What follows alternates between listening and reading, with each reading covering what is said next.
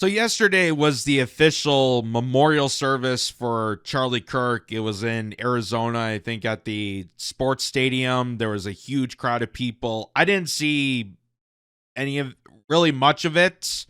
I was, out busy just with housework and whatnot, so I didn't catch a lot of the attention. But I did see Tucker Carlson's name trending when going through Twitter X after it. So I felt like there was a bit of tension. I felt like something kind of went down. And here's what people are saying is that Tucker Carlson, who knows Charlie Kirk, who spoke highly in regards to Charlie Kirk, you saw, his podcast mention about him. He was on with Megyn Kelly, spoke highly about him and, how he was advocate for free speech and so on and so forth. And he really believed in, Christian values.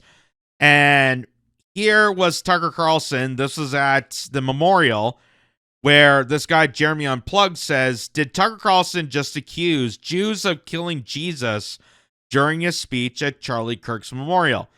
So this is just a short clip, but just to kind of, describe his statements at the ceremony, which I wish I had the full clip here.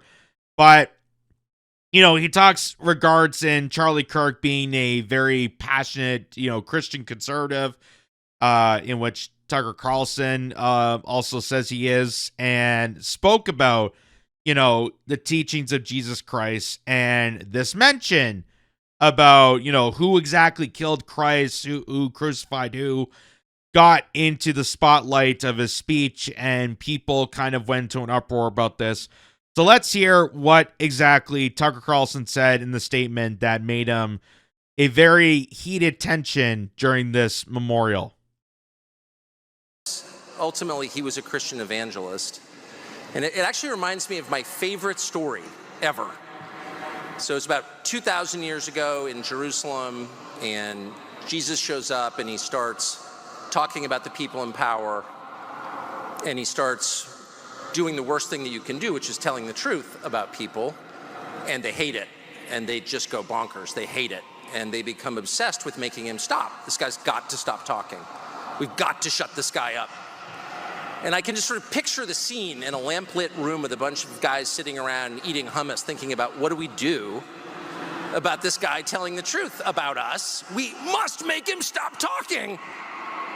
And there's always one guy with the bright idea, and I can just hear him say, I've got an idea, why don't we just kill him? That'll shut him up. That'll fix the problem.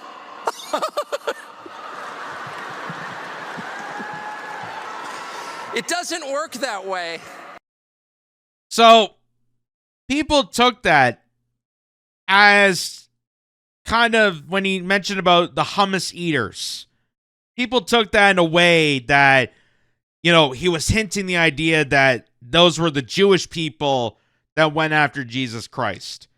Now, I can't say that's, exactly what he's saying there because we don't really know what he means by hummus eater. Maybe he's going after vegans. Maybe he's going after Palestinians. Maybe he's going after, there may be some Romans that enjoyed a little bit of hummus here and there. I mean, it was very popular in that territory at the time. Like, it's not really describing a certain race or ethnicity or group of people when you're just talking about food. That's like saying, oh, the olive oil users. Well, who are you talking about? The Greeks? The Italians? Other Mediterranean people? Like, olive oil is very, popular all around Europe and that area.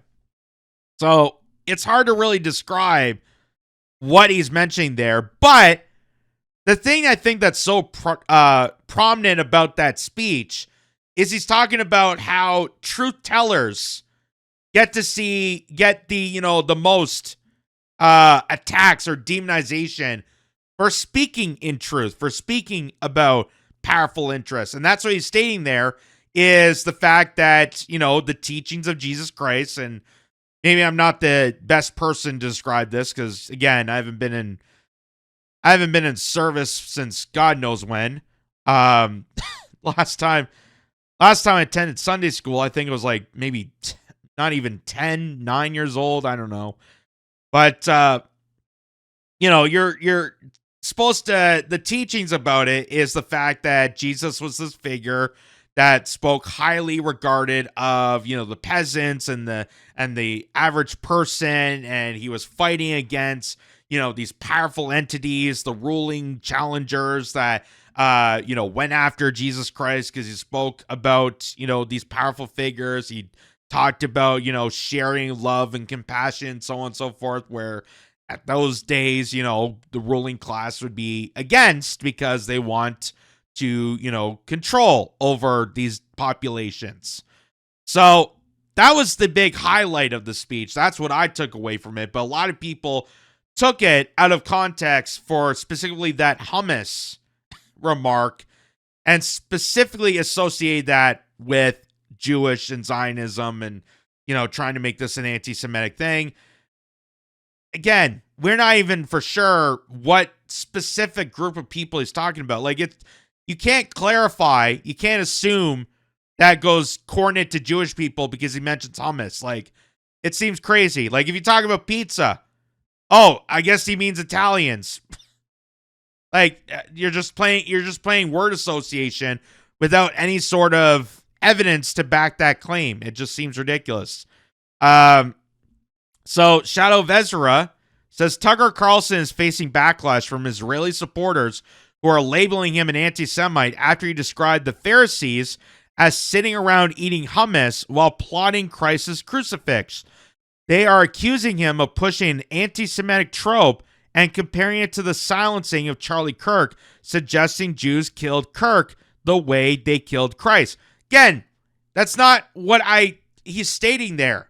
People are taking this way out of context and trying to make up some scenario to further demonize Tucker Carlson. What Tucker Carlson is stating here is that why it's comparable to Charlie Kirk is because Charlie, being a passionate Christian conservative, understood Jesus Christ was sacrificed and was killed because he was a powerful figure who was a truth teller, who was out there sticking his neck out for his beliefs, to stick up for the common man. And he was attacked and villainized. We don't know exactly who did it. We just have assumptions based off whatever passage of the Bible you're believing. And at the time of Charlie Kirk's unfortunate incident, Charlie Kirk, who, again, I disagree with a lot of things Charlie Kirk has said, but I give him credit to the fact that at that time, and this is why it's so important to have these conversations, is prior to September 10th, he was starting to stick his neck out and question a lot of these powerful entities, a lot of the donors and backers of Turning Point USA, when he was starting to get heat for hosting people like Tucker Carlson or Dave Smith or Megyn Kelly or any of these other figures, or having, a relation with Candace Owens. Just simply, platforming, as they say, these individuals that are starting to question the official narratives of predominant, supporters of Israel that happen to be donors of Turning Point USA. That didn't sit well, and Charlie was getting, brashed for it. And that's why he's making the statement, because Charlie Kirk, was trying to bring these voices on to have an argument, to have a debate with these individuals. He brought on a pro-Israeli and an anti-Israeli. Not that I'm saying that, Tucker Carlson is anti-Israeli, because he makes it perfectly clear that he still supports Israel. He still has respect for them. But he's also a journalist. He's also an American. And he starts questioning, like, hey, why is the U.S. Congress so dedicated to a foreign nation when we have, trouble and despair and problematic situations within our own country? Why are they putting the needs of Israelis and Benjamin Netanyahu ahead of Americans? Why is your tax dollars being funneled in a money laundering scheme to a foreign nation? And it doesn't matter who the foreign nation is. It should remain in America.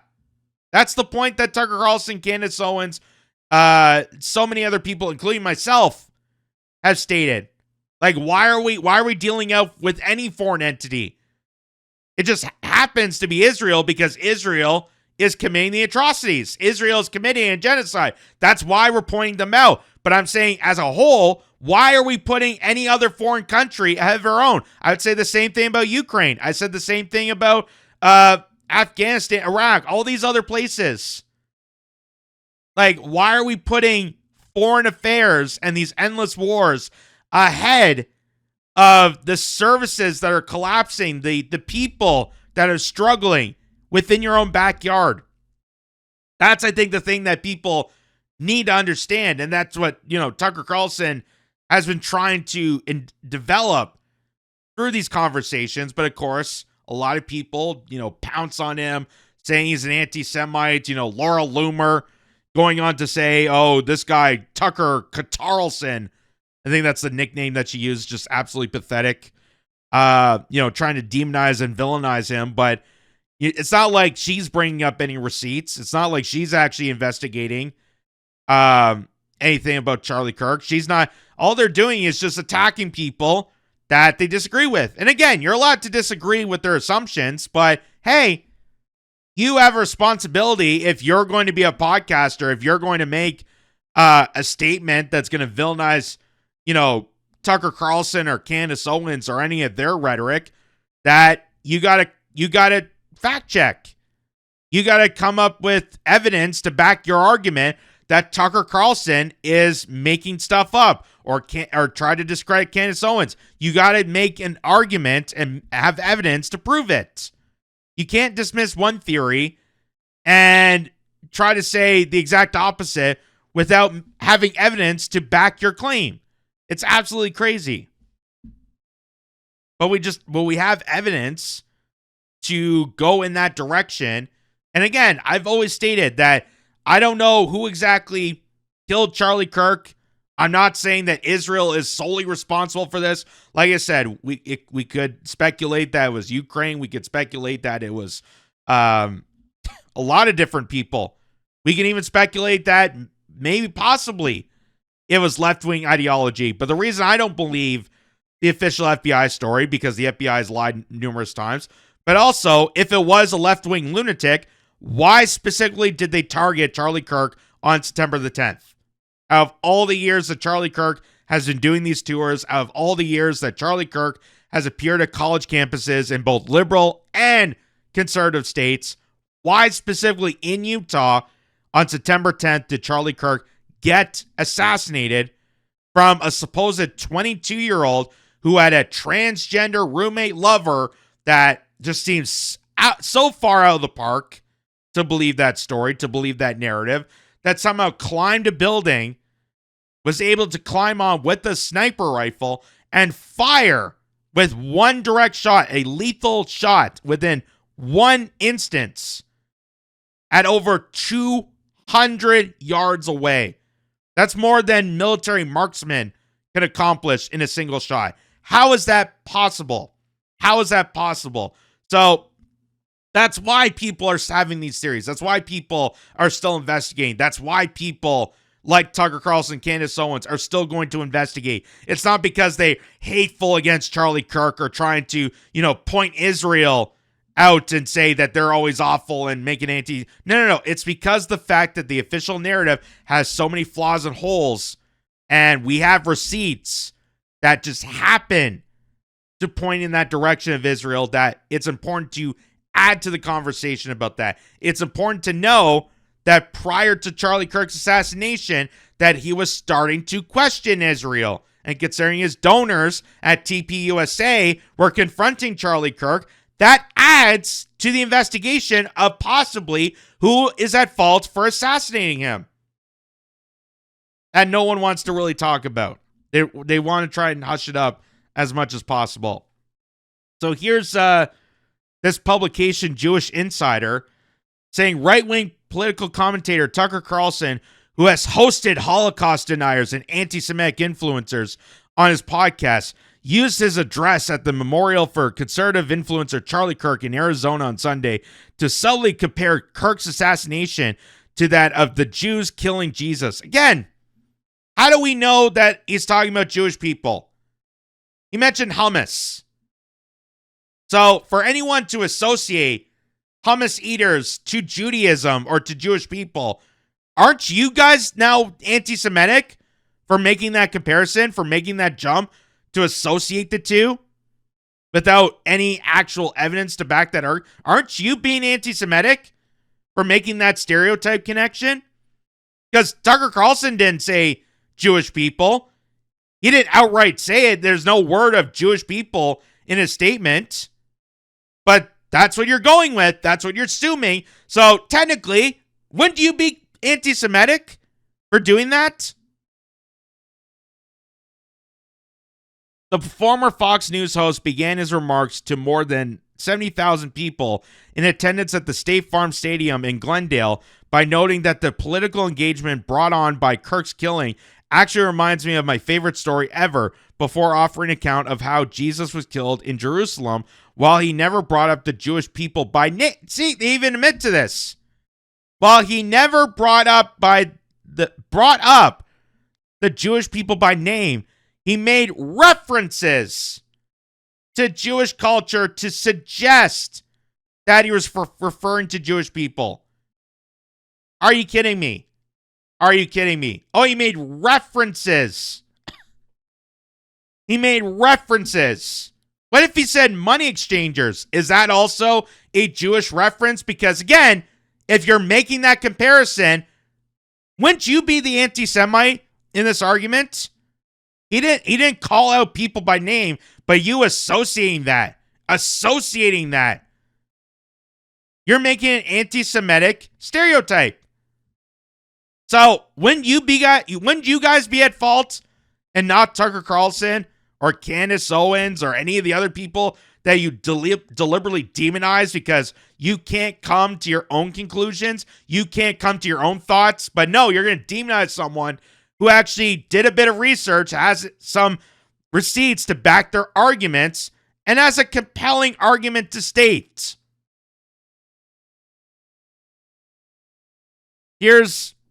So, going back to remind people, this was Charlie Kirk on Patrick Bet-David's podcast prior to his assassination, and why Tucker Carlson compared him to what Jesus Christ was killed for, according to the Bible. We don't know exactly for sure, but that's what it's scripted. Kind of seems unfamiliar because Charlie Kirk, a passionate Christian, was starting to stick his neck out to question the upper hand of his donors and the people that were steering him into the direction to preach the narrative of Israel. And again, this is a guy who's been, praising Israel his entire life because he thought that was part of being Christian. But as he was getting more and more information, as was witnessing more and more of the devastation post-October 7th, Charlie Kirk had a spiritual transformation. He was starting to question things. And this is what he said on the podcast. Again, as a pro-Israel advocate, this is what he said about his latest trip to Israel and why he was starting to question things. I've been to Israel many times. The whole country's a fortress.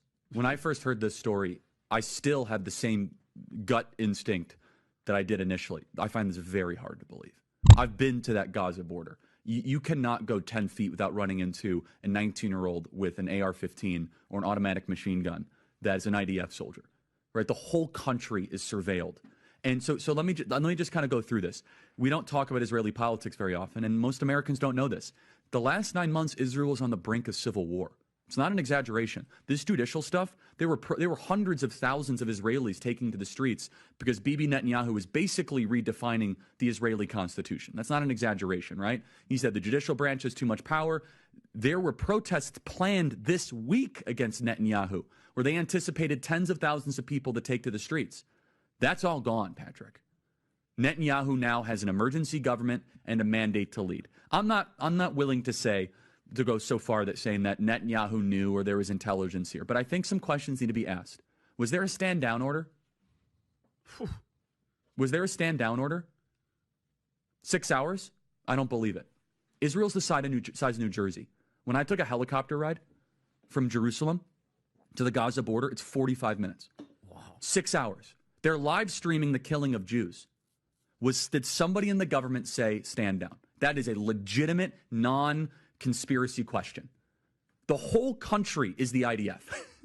The whole country is. Yeah. And you're trying to tell me that they're going to concerts and kibbutzes and schools and by report. So that was what was starting to rock the boat. And you got to keep in mind, people that were paying basically to have this guy represent the new face of conservatism. Because let's face it, a lot of the donors contributed to Charlie Kirk's, rising up politically. Turning Point USA, yes, Charlie Kirk is the star and he has talent and he has the ability to go out and debate people. And I disagree with things that he states, but he was willing to stick his neck out that I'm sure his donors were not happy with. And when you take money from individuals, from the donor class that have specific agendas, again, a lot of these donors are very, very, very vocally pro-Israel. They're Israel, or bust. And they thought that Charlie Kirk was going to be this highly influential person to preach upon this because he was a Christian, because he is very dedicated to his faith, and he was very vocal about, Israel. He's stated that numerous times, but you saw a lot of the American youth steering out of that direction, steering out of support for Israel because of what we're seeing with October 7th, what we're seeing with the genocide, what we're seeing with Netanyahu and his government, and the fact that every single peace deal that they have proposed, Israel has violated time and time again. They just bombed Qatar, that was having a summit, a peace negotiation summit, that would have told Hamas to release the hostages. You would think that would be up Israel's alley. You would think that would be celebratory, that they're demanding Hamas finally give up the rest of the hostages. That's what you guys wanted, right? You wanted to give up the hostages. You want to end this, horrific takeover and, diminish Hamas and save the people that were captured. No. Israel decided to attack that peace negotiation. Because it was never about Hamas. It was never about October 7th. It was never about the people at the concert. The whole thing was a setup. That's what Charlie Kirk was hinting here, that, hey, that's not a conspiracy to question why there's so many articles that were pointing at Netanyahu and his government for actively knowing that there was going to be an October 7th event. Egypt told them, Jordan told them, Lebanon told them, all these different agencies surrounding Israel told Netanyahu that Hamas was prepping an attack. Why would Netanyahu ignore it and allow it to happen? Because he needed something to fulfill his lust, to fulfill the prophecy of the Zionist agenda, which is the greater Israeli project. And Charlie Kirk, again, very vocal pro-Israel Christian boy, was starting to stick his neck out for this. And that was very dangerous of him to suggest that. Here's Evan Kilgore, who stated Tucker Carlson got a standing ovation and roaring applause from the crowd. So the people listening to this at the funeral were congratulating him. I'm supposed to look at all the social media and saying how awful and disparaging and disgusting, Tucker Carlson anti-Semitic, people were booing and oh my God. No, he got a standing ovation. Tucker Carlson got a standing ovation, roaring applause from the crowd. The only real solution is Jesus. People loved his speech at Charlie Kirk's memorial. Don't let Zionist influencers lie to you. The people still love Tucker Carlson.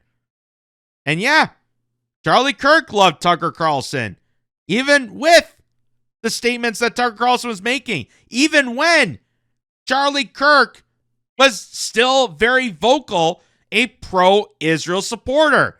That's why Tucker Carlson and Dave Smith were allowed to be at Turning Point USA. Because Charlie Kirk wanted to hear the other side of the story. Charlie Kirk, who's a free speech advocate, wanted to bring an opposing opinion. He wanted to be challenged. He brought a pro-Israeli guy and an anti-Israeli guy. He got someone that was for the genocide and someone who was against the genocide. He wanted to hear the conversation. And that did not sit well with his donor buddies, the people that are paying for Turning Point USA, because they wanted a platform where we lecture people about the importance of sticking with the motto, sticking with the agenda of being blindly supported to Israel and committing war crimes. That's what they wanted. That's why they tried to denounce Charlie Kirk for having Tucker Carlson appear at Turning Point USA.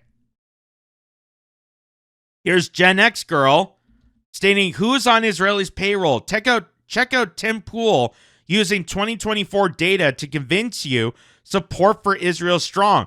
Try posting 2025 data, Timmy. 60% oppose military aid to Israel. 50% Israel is committing a genocide. 53% oppose the state of Israel.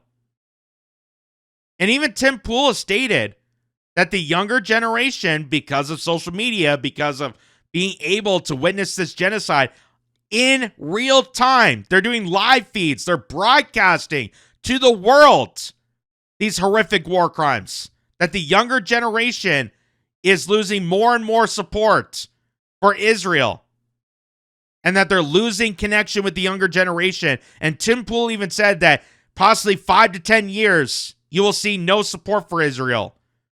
As the older generations, as the blindly support Israel crowd, the older generations kind of deteriorate and die off, there's not going to be younger generations that are supportive of this. And that number opposing against this is ever increasing. So that's why Charlie Kirk was kind of in a crossroads, kind of in crosshairs with his donors. Because having Tucker Carlson and Dave Smith, who, by the way, Dave Smith is a Jewish comedian, having those two predominant people having open discussions of their take of this genocide was not something that donors sat well with. They didn't like platforming the other side of the story, because the other side of the story, people were compelled to that. Look at young conservative audience. Look at all the people, the younger demographics from the Democrats, independents, and now conservatives, all coming together to be against the Israeli genocide of Gaza. So, here's some of the haters here that are going after this. This awesome Jew account says Tucker Carlson pushed an anti-Semitic trope, painting the Pharisees as sitting around eating hummus, plotting Christ's crucifix, then comparing it to people supposedly silencing Charlie Kirk by killing him, as if Jews killed Kirk the way they killed Christ. Like, it's so laughable. It's laughable that these people go to such deranged comparisons. Oh, because he mentioned hummus, that's definitely related to the Jewish people. Isn't that anti-Semitic right there? You're associating hummus with Jewish people. He never said Jewish people. Again, for all we know, he could be talking about Arabs or vegans. A lot of people like hummus. Quite delicious. Not directly involving Jewish people. You are associating it to back your idiotic argument against Tucker Carlson without stating evidence or facts. So technically you are promoting an anti-Semitic trope. How funny that is. You're the one pushing anti-Semitism to demonize someone who's speaking the truth about the situation and painting them as an anti-Semite. Just like how Zionists are the ones pushing anti-Semitism because they need more anti-Semitism to back the claim that Zionists are the victims. How crazy that is. How crazy that is, that you need anti-Semitism to paint yourself as the victim. Just like how we need terrorists to have a war on terror. Hence why they had to create it.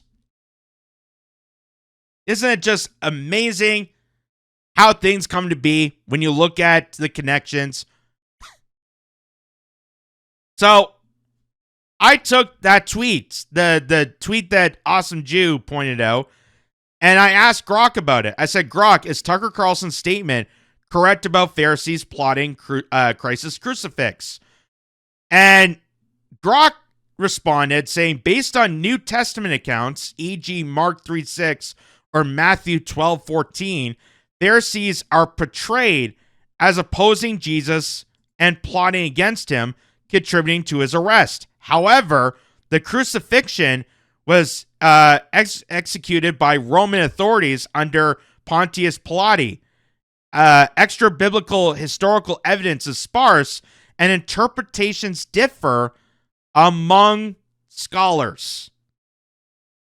So that's the conflicting part about this, is whether you believe the Old Testament or the New Testament, whatever person you're, transcribing from to make this argument that Tucker Carlson is crazy or maybe he's on the right side of things. That's the conflicting problem with a lot of these religions, is you're taking context from someone that is regurgitating from what they've heard or someone else's thoughts and opinions and then reciting that time and time over again. And you don't even know if it's exactly what they meant or what they said. It's just an interpretation.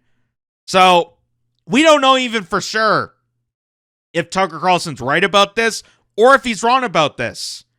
But what Grok is saying, that based on the New Testaments, that statement might be correct on this, but people may be referring to the older Testaments. They may be referring to other chapters. Like, again, that's what makes religion such a very, very complex issue, is a lot of people take different interpretations of certain scripture or certain, verses. They view it in different ways than other people view it. So we don't even know for sure if that's correct or not. But here's another vocal person that has been speaking out about this, and I'm surprised a lot of, the haters out there, the anti, Candace Owens, don't mention this guy's name, Matt Gaetz. Or do you say Getz? I say Gaetz. Who was supposed to be the Attorney General. Remember that? He was supposed to be the Attorney General before Pam Bondi. And then they honeypot him. They tried to honeypot him. They tried to expose him. They, called him extreme. They called him crazy. They kicked him out of office. Then they got Pam Bondi, who right now is trying to use Charlie Kirk's name to silence people, which is the complete opposite of what Charlie Kirk stood for. He was a free speech advocate, and Pam Bondi is using that guy's name to advocate for a crackdown of hate speech, for a crackdown of critics of the government, which is the complete opposite of what Charlie Kirk ever stood for. So here's Matt Gaetz on his news show here from OAN.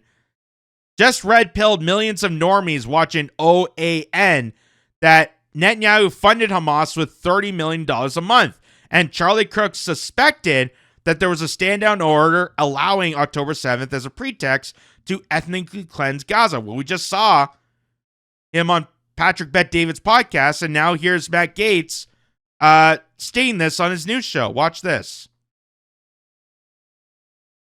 Charlie Kirk openly questioned the story Israel was trying to tell the world about October 7th. I think some questions need to be asked.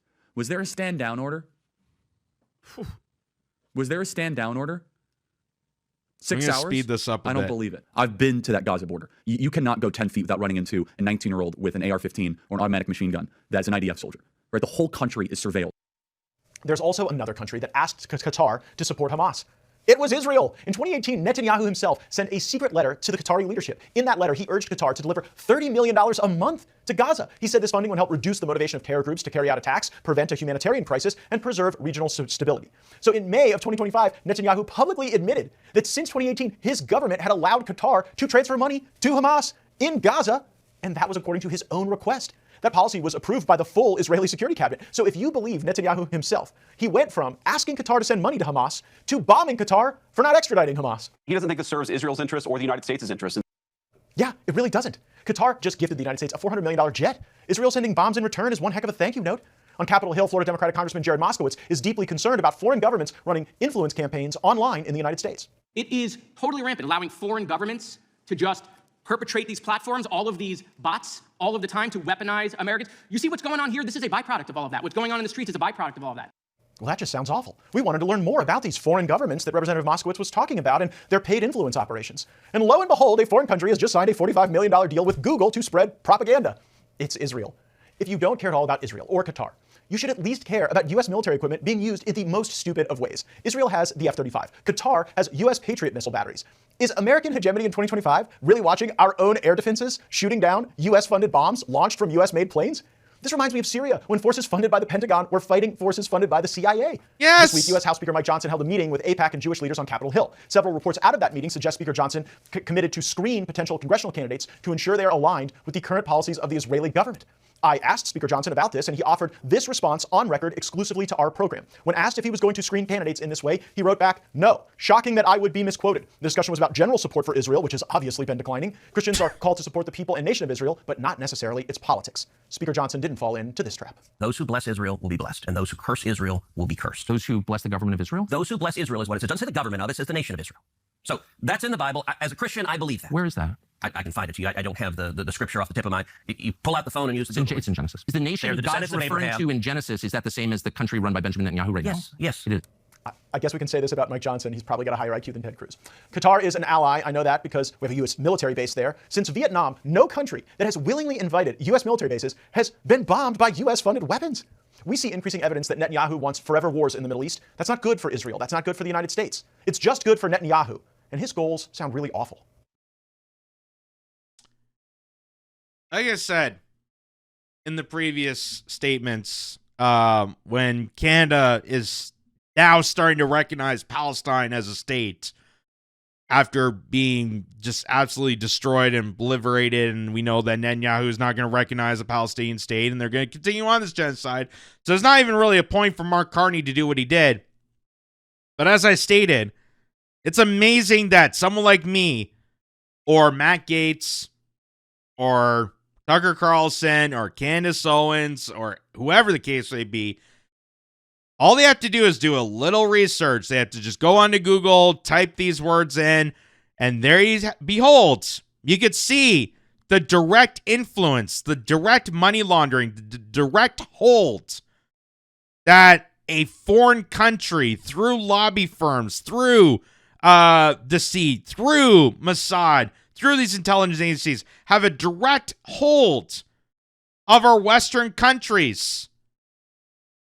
And why it's concerning and why we bring this to attention. It's not because we hate Jewish people. That's you associating that to cover it up, which is making you the anti-Semite, not someone like me. And to protect the people here in this country, to protect the people in America, you know, you want to talk about, you know, Christians and Jewish people and how we got to support them in this trying time. Why are we not exercising the ability to have policies that affect people here that are already currently living here, that we're siphoning our own countries in support of a foreign regime that's conducting these endless wars for their agenda? How is that helping us? How is that helping our citizens? How is that helping Israelis? Because Israelis are protesting the Netanyahu government, but you have, you know, Ted Cruz, you have Mike Johnson, you have Donald Trump, you have Pam Bondi, you have people within our country here in Canada that are just blindly supporting because, they're the greatest ally. It says so in the Bible. I don't know where. I don't know what passage, but it's in the Bible. It's in the book. Okay? Believe me. Trust me, brah. So crazy. So crazy. But it's obvious for people that actually can look into things and not be completely, drifted or bought off to not look into this stuff. Here's another point to be made. Most peaceful means states using Charlie Kirk on the day of his memorial service to push his Epstein files grift. Effing disgusting. So he's referring to Thomas Massie, who's had a campaign to release the Epstein files, which is Donald Trump's campaign, but obviously Trump has failed on that promise. We probably know why. Thomas Massie is continuing that on, and he tweeted this out yesterday at the time of the funeral. And the reason he's pointing this out is because Charlie Kirk and Megyn Kelly had a discussion about releasing the Epstein files. That's right. Charlie Kirk wanted the Epstein files to be released. Donald Trump wanted the Epstein files released. Kash Patel, when he was doing his podcast tours, wanted the Epstein files. Dan Bongino. We should never be silent about Epstein. We should never keep this covered up. We need to expose all of it. Dan Bongino said that. And now that they're sitting comfortably in positions of power, they're refusing to do so. So why is it? Why is it? It's because the powerful entities that bought out these people, that completely corroded democracy, they are the cancer that is killing America and killing Canada and killing Western democratic countries, killing our sovereignty. They are trying to prevent us from knowing this information.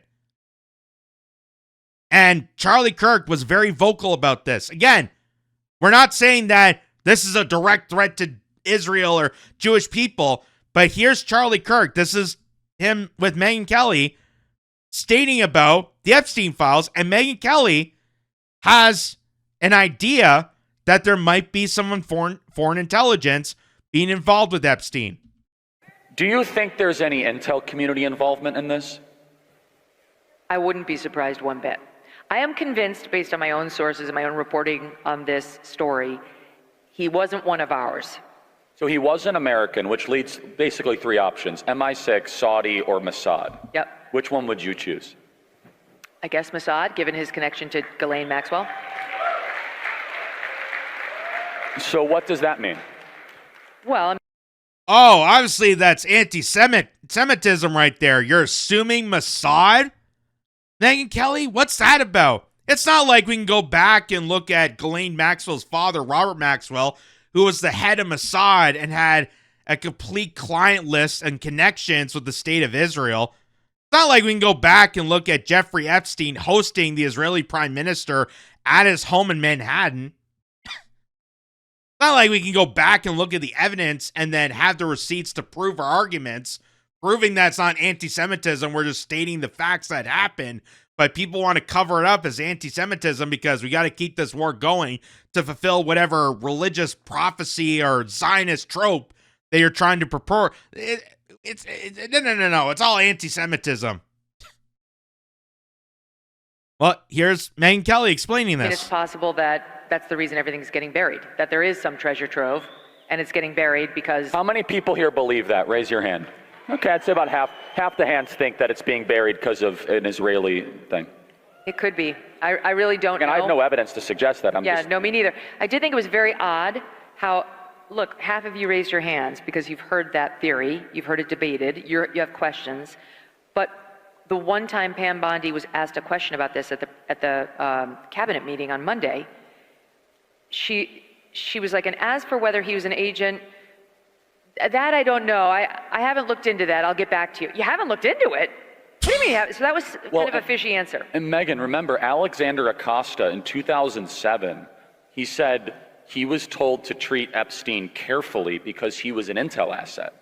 That was one of Trump's cabinet secretaries who was literally a U.S. attorney 3 hours from here in Florida. He said that himself. And let's not forget, just recently, one of the heads of Israeli cybersecurity intelligence was in the United States, in Vegas, and got caught in a child trafficking organization. There was an undercover cop posing as a minor. This Israeli agent was texting with this undercover cop that they thought was a minor and was arrested for child trafficking. And what happened to that case? What happened to, are we going to prosecute him? Because that's a serious offense, ladies and gentlemen. I mean, you're, trying to lure and groom a minor in the city, in Las Vegas. You think that'd be, mainstream attention. Oh, no. We, gave him a tiny slap on the wrist and he went back to Israel. Wait a second. A foreign dignitary comes into America, commits a crime, they're not prosecuted, but will send them right back. Funny. But yet, anyone else from any other country, if they commit a crime, they'll get sent right to CCOT. No trial, no proof of guilt. Everyone's innocent until proven guilty. But if you're, brown or come from Latin America or anywhere else in the world, send you right to CCOT. But if you're Israeli, you get the special treatment. Why is that the case? And again, that's not being anti-Semitic. That's pointing out that it seems absolutely unfair that you're giving special treatment to this one specific country, that an agent from a cybersecurity agency within that country that possibly has dirt, that possibly has information, like Mossad has very, very influential powers when it comes to collecting data from around the world. And this guy is committing crimes. On a child. And they just allowed him to go straight back to Israel. No questions asked. Crazy. Absolutely crazy. But again, all this is all anti-Semitic. You can't mention any of this stuff. Here's another take, Charlie Kirk, mentioning about his donors.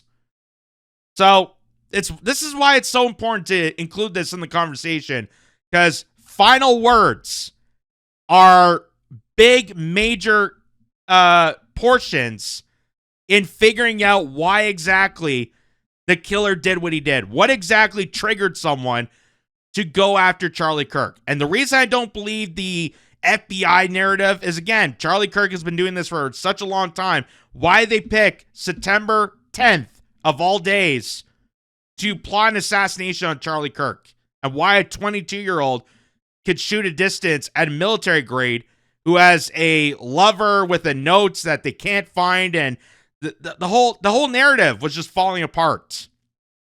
But here, this is what Charlie Kirk said prior to the day he got shot. And this is very important. And Jewish donors, they have a lot of explaining to do, a lot of decoupling to do, because Jewish donors have been the number one funding mechanism of radical, open border, neoliberal, quasi-Marxist policies, cultural institutions, and nonprofits. This is a beast created by secular Jews. And now it's coming for Jews, and they're like, what on earth happened? And it's not just the colleges. It's the nonprofits, it's the movies, it's Hollywood, it's all of it. It's like, time for you guys to wake up and say no more. Draw a line in the sand. I don't care if you hate me. And Jewish donors. That's going right to the people that fund him. That's going right to the people that are, paying for Turning Point USA. He's directly sticking his neck out, going against the people that made him who he is. So, again, I'm not saying that what we're seeing here is, I can, accept or deny these accusations, but we're having the receipts and we have the information, we have the evidence to point in this direction. And that's what Candace Owens, Tucker Carlson, and Kim Iverson, and Jimmy Dore, and other people that have commented on this, and myself, can state to the people that we have evidence, we have, the receipts. We have these notions of why we're making these assumptions. It's not because we're crazy lunatics. I mean, the people that are dismissing it are actually the crazy lunatics, espousing on the fact that, oh, you're spewing anti-Semitic tropes because you mentioned hummus. Aren't you making a stereotype about Jewish people? Not all Jewish people like hummus, but you're the one that's making that connection. You're the one that's making that stereotype. You're the one that's assuming that. So aren't you spreading anti-Semitism? Aren't you doing the thing that you're blasting someone else of doing and accusing them? It seems so crazy. And we've shown this before. Here's some more evidence from Max Blumenthal, a Jewish investigative journalist, who said Charlie Kirk refused Netanyahu funding offer, was frightened by pro-Israel forces before his death, friend reveals. That's from Max Blumenthal and anti-imperialism of the Gray Zone. Here's Max Blumenthal again, following up. Billionaire Bill Ackman convened stormy Israeli intervention with Charlie Kirk, sources say. So that's why we have these assumptions. That's why. Because we're finding more and more and more evidence to steer in that direction. And if someone's going to dismiss that, if someone's going to try to discredit someone like me or Candace Owens or whoever the case may be, and say that it's stupid, it's repugnant, it's anti-Semitic, how dare they come up with these lies? Okay, you could say that they're lies, but you have to have evidence to prove that they're lies. You have to have the evidence to back the claim that you're trying to discredit Candace Owens or discredit Tucker Carlson. And if you can't do that, I'm inclined as a person to side with them because at least they had the receipts to prove their argument, to prove their case. As opposed to all the randos on social media that keep harping on this, claiming anti-Semitism, but don't provide evidence. They don't provide the evidence to back their narrative, to back their claim, to back their assertion, which is why I'm inclined to say how ridiculous they are for spewing this garbage and actually being more anti-Semitic than they claim Tucker Carlson's being. And why I go towards someone like Tucker Carlson. Again, I disagree with things Tucker Carlson says. I disagree with things Candace Owens says. But I'm inclined to listen to them because they have receipts. They have proof of their evidence and wacky scenarios and theories. But none of the other people do. Go figure. Go figure. And until that day comes, I'm going to say what I think. And we're going to keep investigating on this. And anyone that wants to, challenge me on this, go right ahead. But provide evidence to back your argument. Otherwise, it's just complete nonsense.